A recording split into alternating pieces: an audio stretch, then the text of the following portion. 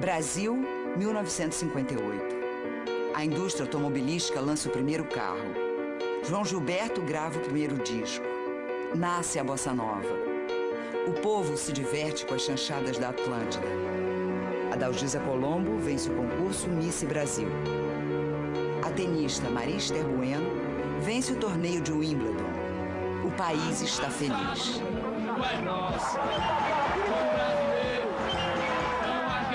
29 de junho. Rua Miguel Lemos. Um grupo de jovens torce pela seleção brasileira na final da Copa do Mundo.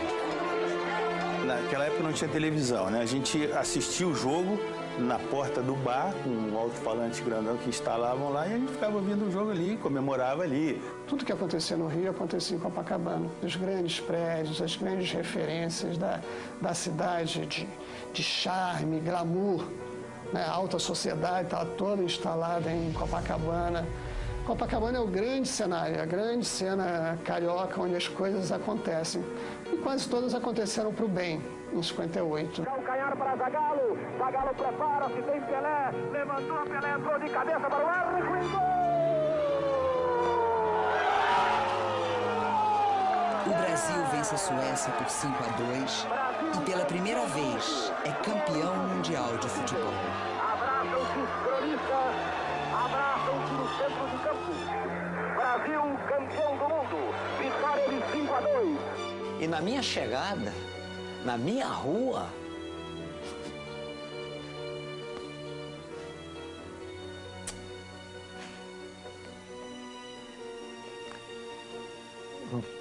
um pit stop.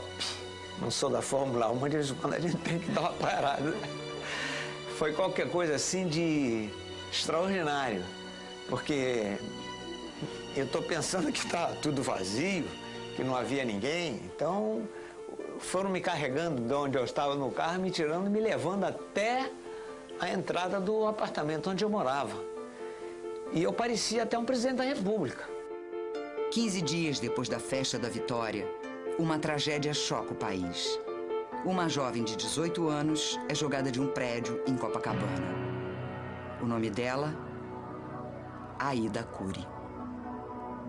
Foi um dia triste no meio de uma data gloriosa, de um ano glorioso. Me lembro disso, foi uma coisa que mexeu com a população toda, né? Todo mundo ficou acompanhando aquilo com um desgosto horrível, né? Depois que houve esse crime, minha mãe queria saber exatamente aonde eu ia, com quem ia, não podia entrar em carro de rapaz nenhum, se tem carro, esse não presta. Então ficou um negócio meio neura, ficou neurótico. A única coisa que não tinha dado certo em 58, o acontecimento mais triste do período tinha sido justamente o crime da Aida Cury.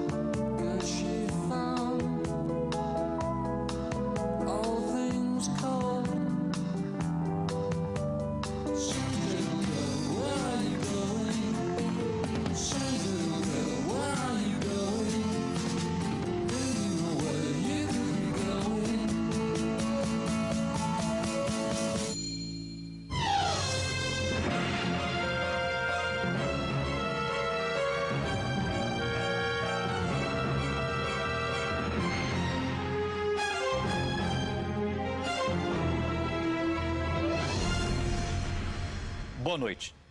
O Linha Direta Justiça continua a série jornalística sobre os crimes que marcaram o país. No programa de hoje, você vai conhecer a história de Aida Cury, uma jovem que pensava em ser freira e morreu vítima da própria ingenuidade. Ela não percebeu a malícia de seus assassinos e pagou com a própria vida. O lema de Aida Cury era: antes morrer do que pecar. Eu a considero uma santa, tá? Até faço meus pedidos a ela quando estou em apuros. Aida Cury nasceu em Belo Horizonte no dia 15 de dezembro de 1939. De família católica, Aida tinha 4 irmãos.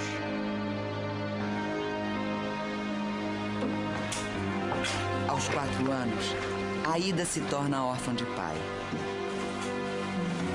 A mãe dela resolve se mudar para o Rio de Janeiro com os filhos. Então, dorme bem, minha filha. Mãe, eu tô com saudade do papai. Ele nunca mais vai voltar? Ele tá lá em cima olhando por nós. Ele tá no céu? Isso. Junto com Jesus? Então eu vou encontrar com ele? Todos nós vamos nos encontrar com ele, se Deus quiser. Ai, dorme bem e sonha com os anjos. Pensa, mãe. Que Deus te abençoe. Sem condições de criar a menina, a mãe de Aida é obrigada a pôr a filha num colégio interno, o Educandário Gonçalves de Araújo, no bairro de São Cristóvão. Aida tem 6 anos. Mãe, mas por que eu vou ter que ficar aqui sozinha? Minha filha, eu já te expliquei, não foi? Mamãe tem que trabalhar, mamãe não tem com quem deixar você. Seus irmãos não estão no seminário em São Paulo? Não. Então. Mas é que eu... Escuta, as freiras são muito boazinhas e elas vão cuidar muito bem de você. Você vai fazer muitas amiguinhas. E eu vou vir te visitar uma vez por mês. Tá. Certo? Eu te amo. Agora vai. Fica com Deus. Vai.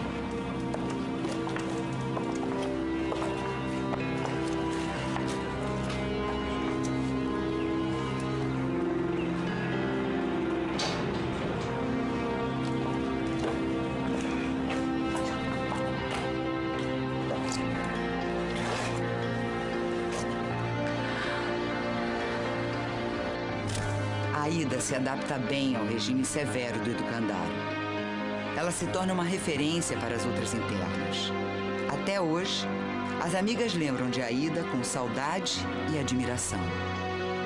Os boletins da Aida eram os melhores, sempre com 10 em todas as matérias. Era uma pessoa estritamente religiosa, gostava muito de música sacra. Ela gostava muito de tocar piano. 10 anos se passam. Aida é uma jovem religiosa, apaixonada pela vida no educandário. Aida, você não sente falta? De quê? Do mundo lá fora. Esse mundo não me interessa. Puxa, Aida, vai dizer que você não gostaria de passear por aí? Encontrar um rapaz bonitão? Não. Credo. Você não pensa em casar? Em ter filhos?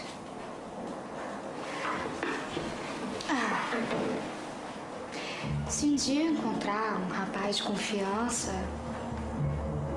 quem sabe? Pode ser. Mas eu ainda não me decidi se vou me tornar noiva de Jesus.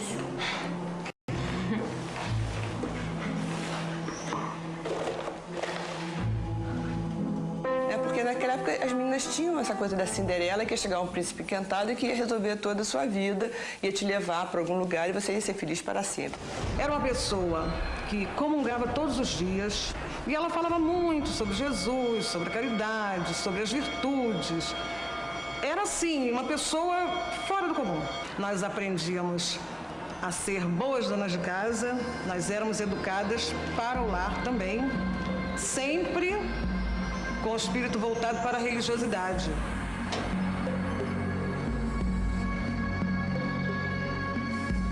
Em 1958, Aida volta ao convívio com a sociedade depois de 12 anos vivendo como interna.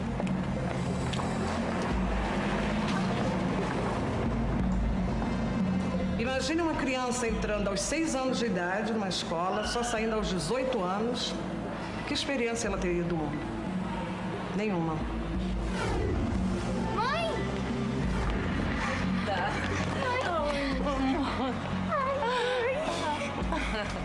Eu tô tão feliz. Tão feliz. Tô assustada. Não, minha filha, não se preocupa. Agora nós vamos viver juntas pra sempre. Aida vai morar com a mãe e 2 irmãos num apartamento neste prédio, no bairro da Gávea. Aida ajudava a mãe nos afazeres domésticos, mas ao perceber que a família estava em dificuldades financeiras, ela decidiu arrumar um emprego. Para ter mais chances de conseguir um bom trabalho, Aida começou a estudar inglês e datilografia. Os 2 cursos de Aida são no bairro de Copacabana, o bairro onde as turmas de rua se reúnem. A mais famosa delas é a turma da Miguel Lemos. A turma tranquila, não tinha tóxico, não tinha ambiente de perversidade, não tinha nada. Pessoas de tipo João Saldanha, o tipo Armando Nogueira, tipo o Sandro Moreira, que frequentavam a Miguel Lemos, que nós dizíamos, para carregar a bateria. Na mesma rua, existe uma outra turma, os playboys.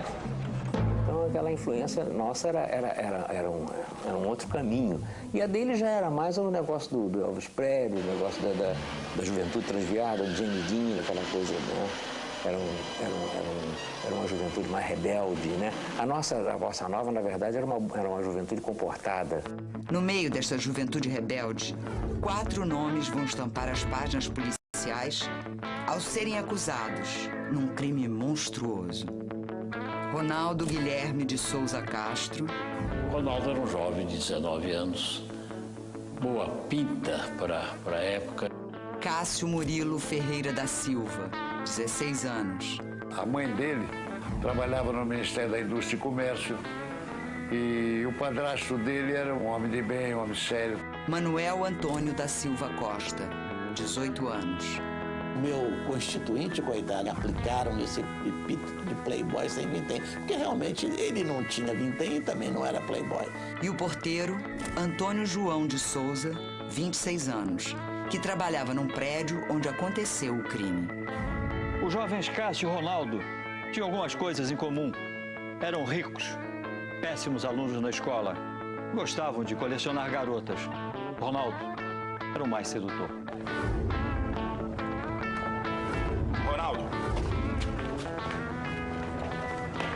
Ronaldo, tá indo pra onde, cara? Eu? Vou encontrar um broto lá na Barão. Você tá doido, cara? A turma de lá vai te quebrar, Ronaldo. Que isso, meu chapa? Tu chapa. Manel. Tá achando que eu vou dar sopa pra Mocorongo? Manel. Eu fazia parte dessa cultura jovem que estava surgindo, essa cultura jovem que estava absolutamente perdida, né? Estava muito baseada na violência. Comparando com a violência de hoje, até uma bobagem, né? Mas havia essa cultura da violência, da gangue de rua, das brigas entre as gangues, das brigas de corrente, a violência da velocidade das motos. Ronaldo e Aida Cury não se conheciam, mas o encontro entre os dois estava prestes a acontecer. O local, Copacabana. A data, 14 de julho de 1958. Nesse dia, a mãe de Aida teve um pressentimento. Eu me preocupo com você andando em Copacabana. A cidade está cheia de depravados. Eu sei me cuidar, dona Jamila. E olha, Jesus está comigo, me protegendo. Eu sei. Mas de qualquer maneira, não confie em ninguém, filha. Não vai querer imitar essas meninas que se dizem modernas. Mãezinha, não se preocupa. Eu nunca vou querer que a senhora se envergonhe por minha causa. Se alguém tentar encostar um dedo em mim, eu luto até morrer. 6h30. A Aida e a amiga Ione saem da aula de datilografia.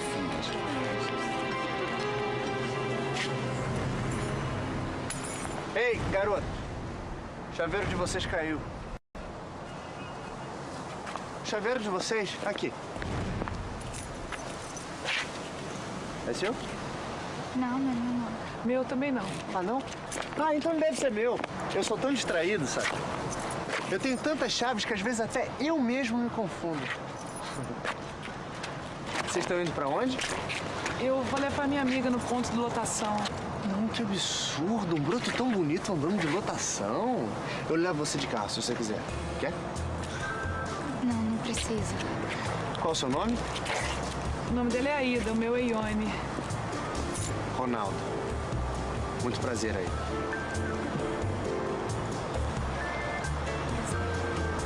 Ai, que engraçado. Você também usa óculos. Que coincidência. É, só pra ler.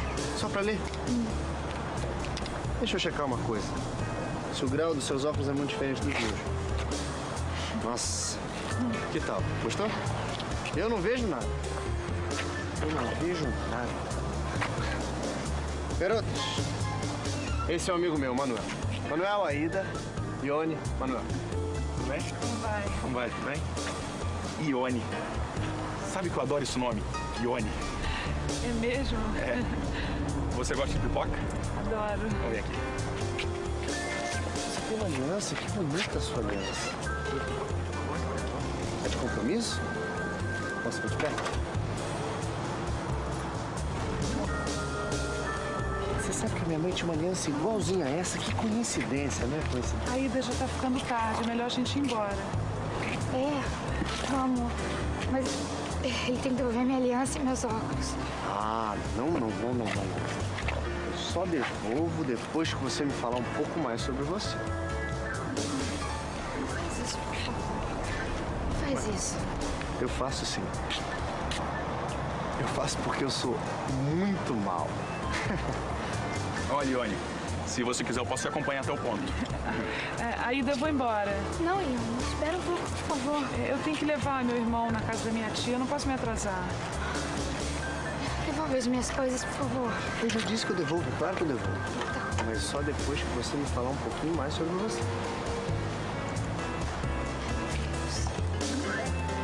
Fica tranquilo. Eu levo a Aida no ponto.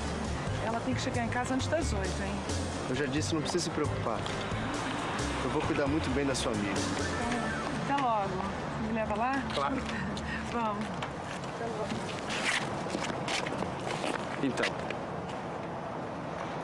vamos dar uma volta?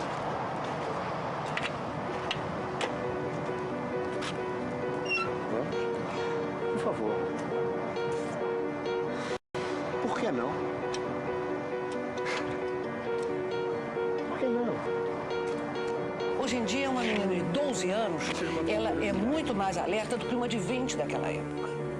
Então, eu acho que a ingenuidade dela, lamentavelmente, foi contra ela. Quer dizer que você nunca viu a praia de Copacabana lá de cima? Você nunca viu? Não acredito. Não acredito. Não é possível. É verdade. Nunca vi. Pois eu vou lhe apresentar. Vou lhe apresentar. A conclusão que eu tirei é que a Aida era uma moça realmente ingênua e que tinha suas fantasias. Porque ela foi com muita facilidade, subiu com muita facilidade, não só no edifício Rio Dobre, como antes no outro edifício perto, onde havia um apartamento do amigo do Ronaldo. O amigo de Ronaldo morava neste prédio, também na Avenida Atlântica.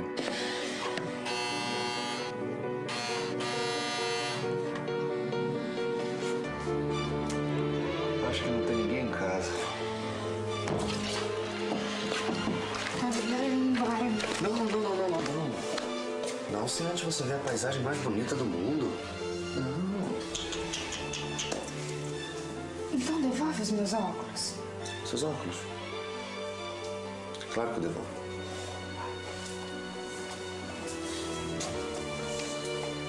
Não. Aliança ainda não. Ainda não. Vamos. Você vai gostar. Vamos. Por aqui. O motel era fechado lá. A promotoria pública fechava o motel. Então, o único local era aquele. Ronaldo e Aida encontram com Manuel. Manel, a garota tá no palco, eu só tô precisando de um lugar. Você é amigo do Cássio, né? Sou. Seguinte, consegue pra mim a chave daquela cobertura que tá em obra no prédio dele? E Ronaldo? Manel. Ô, Ronaldo. Manel, se ele conseguir a chave com o porteiro, todo mundo vai poder participar da festa. Falei todo mundo. Cássio morava no edifício Rio Nobre, na Avenida Atlântica. O padrasto dele, um coronel do Exército, era o síndico do prédio. Ronaldo, Aida e Cássio se encontraram na portaria. Ronaldo continuava com a suposta promessa de mostrar a vista do mar a Aida, e ela parecia acreditar nele. O que você vai ver agora é a versão do Ministério Público que levou os acusados a serem condenados. Este é o prédio onde Cássio morava. A gente tem que subir pelos fundos. Poxa, cara, você quebrou uma opinião. A Aida nunca viu a vista lá de cima, né? Ah, é? É muito bacana. Pois é. Vale a pena. Foi o que eu disse pra ela. Não foi aí? Então.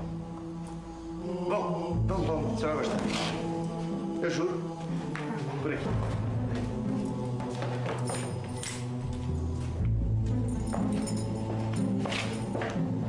Então subiu com ela pensando que ela fosse realmente ter relações sexuais com ele.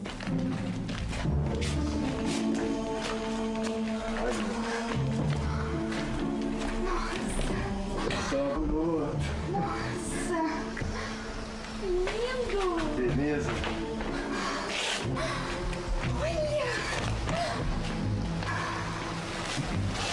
Ronaldo, eu tô descendo. Depois você devolve a chave pro porteiro, tá legal? Linda, né? Cássio vai até o elevador e aperta o botão do térreo. É a senha para que Antônio, o porteiro, suba. Muito. Porque o Ronaldo admite que realmente ele achava que ela ia ceder e ele procurou forçar. Para com isso! Me larga! Deixa de homem! Para, se afasta de mim! Que isso? Hein? Você tampou vir até aqui porque você sabia que alguma coisa ia acontecer. Não sabia? Você sabia, sim! Claro que você sabia! Olha aqui! Vocês são todas iguais! O que é? Tá se fazendo de inocente? Pra botar que eu sei! Pelo amor de Deus, socorro! Pode gritar se quiser! Se quiser gritar, grita! Ninguém vai te ouvir agora! Você vai fazer o que eu quiser! Tira a roupa! Eu mandei tirar a roupa! Não! Tira a roupa! Tem que tirar a roupa! Tira a roupa! Para! Socorro! Socorro! O crime da curra era muito comum, né? Era a versão nos anos 50 do estupro. Estupro hoje é um acontecimento ligado à marginalidade, às baixas classes sociais. A curra era um acontecimento de classe média. No próximo bloco. Em defesa, Aida Cury morre ao tentar resistir.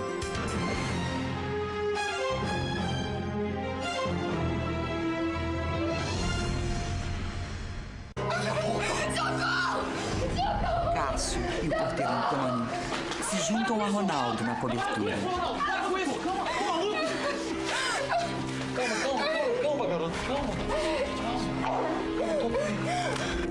Cássio Murilo, que tinha fingido que havia descido, que os havia levado lá, resolveu subir na esperança de ele, tomando aparentemente a defesa da moça, viesse ele e conseguiu o que o Ronaldo conseguiu. Isso assim, deixa ele pra lá. Vamos se divertir você, vamos. Vamos se divertir, vamos! Isso, para! Ronaldo! Para! Pelo amor de Deus! Pelo amor de Deus! Pelo amor de Deus! Tá gostando? Pelo amor de Deus! Tá gostando? Pelo amor de Deus! Pelo amor de Deus! Pelo amor de Deus! Pelo amor de Deus, me larga! Me larga! Pelo amor de Deus!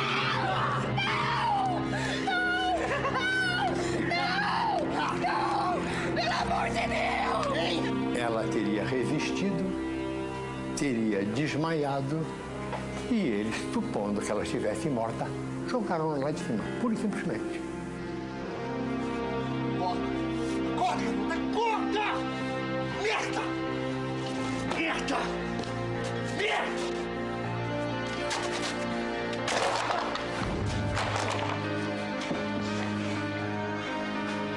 Acho que ela tá morta. Deve ter batido a cabeça. E agora isso vai dar mal bode! O que a gente faz?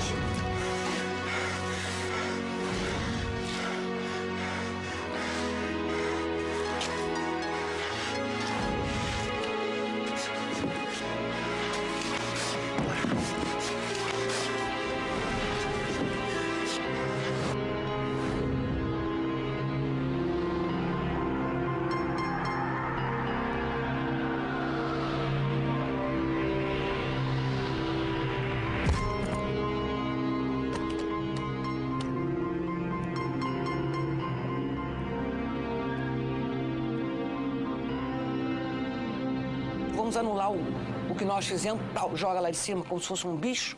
Não, pelo amor de Deus.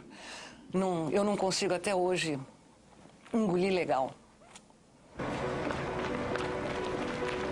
Logo, um grupo de jovens se aproxima. Entre eles está Beethoven. É a garota que estava com o Ronaldo. Beethoven vê quando Ronaldo sai pela portaria da frente. Uma testemunha que a família queria que o acusasse viu Ronaldo sair quando o corpo tinha acabado de cair. A mãe de Aida está preocupada porque a filha ainda não chegou. Aida? Oh, Roberto. Ai, meu filho, pensei que fosse sua irmã. Ela não chegou? Não, eu tô preocupada. Aida nunca chega depois das 8. Ah, mamãe, não se preocupa não. Ela deve ter perdido lotação. Daqui a pouco ela tá aqui, tá?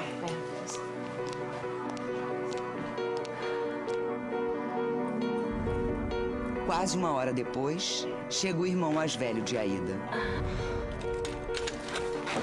Aida? Oi, mãe, o que houve? Ai, Nelsinho, sua irmã. Nelsinho, sua irmã não chegou até agora. Mas ela não telefonou? Não, Nelsinho. Não disse nada, mãe? Nada. Eu vou procurar por ela. Fica tranquila, tá?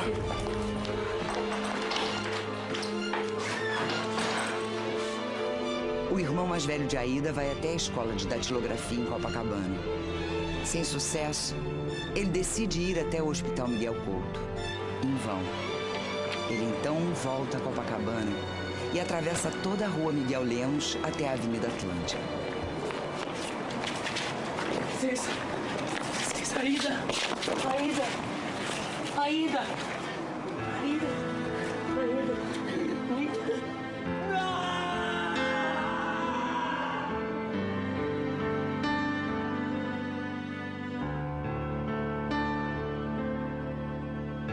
A polícia começou a investigar a hipótese de que Aida Cury teria se suicidado.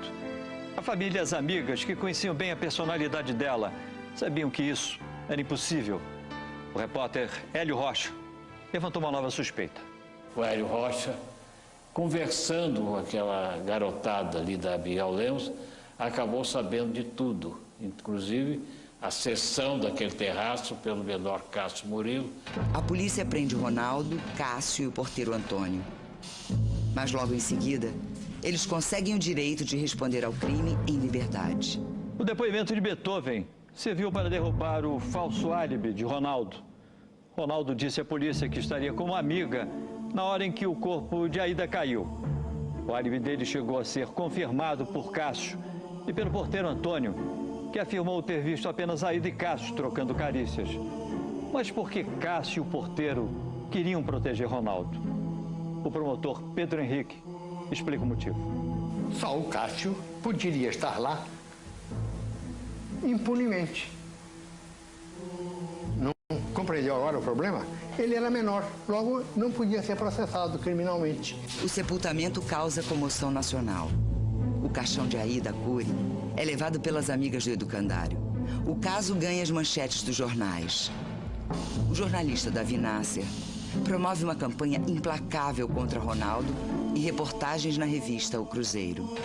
O jornalista era Davi Nácia, que agitou muito a questão, não só porque eles são jornalistas combativos, mas também infere-se porque era uma moça também de origem árabe, quer dizer, isto deve ter influenciado.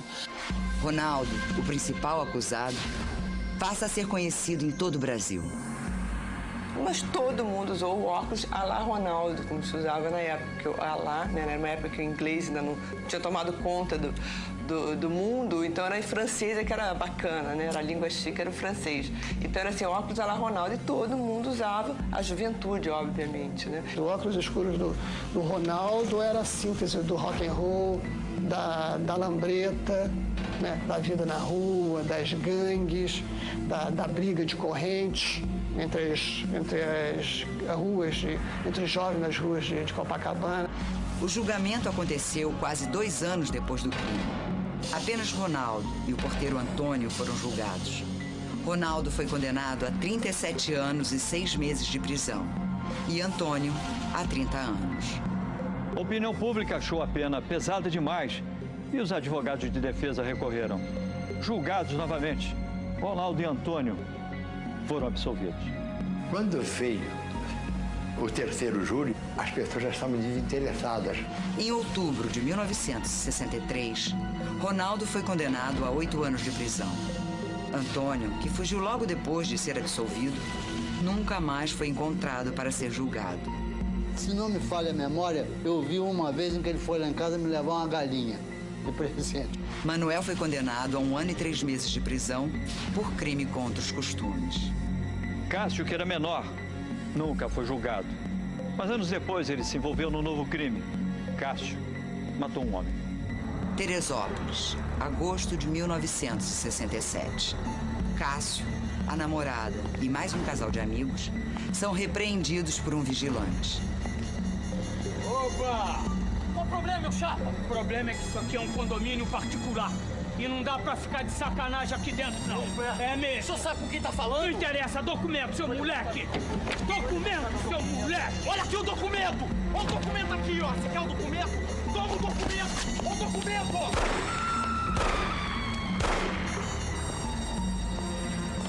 Cássio foi julgado e condenado a 30 anos de prisão. O advogado dele recorreu e Cássio conseguiu o direito de aguardar a nova decisão da Justiça em liberdade. Livre, Cássio fugiu do país e só voltou 20 anos depois, quando a sua condenação já não tinha mais validade. Depois da morte do padrasto e da mãe, Cássio passou a viver de herança. Ele vendeu os bens da família, inclusive o apartamento do prédio, de onde a Aida Cury foi jogada. Hoje, Cássio, 62 anos, é evangélico. O filho dele é delegado de polícia. Hoje, Ronaldo, 63 anos, é dono de um posto de gasolina no interior do Espírito Santo. Casado, ele tem 2 filhos da idade que tinha a Aida quando foi assassinado. Na época do crime, o assassinato de Aida Cury chocou as famílias e provocou uma mudança de costumes, ao ponto de muitos pais proibirem as filhas de sair com determinados tipos de jovens. Na enquete desta noite, nós queremos saber, passados quase 50 anos, você acha que hoje as mulheres são mais respeitadas ou menos respeitadas pelos homens?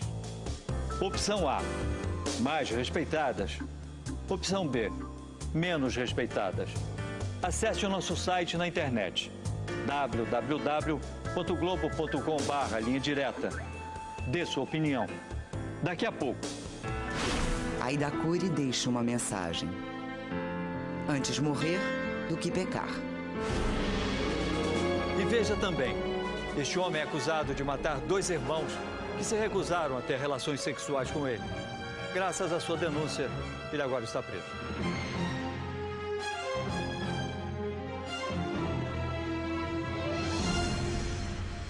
Procurado por Linha Direta Justiça, Ronaldo não quis gravar entrevista.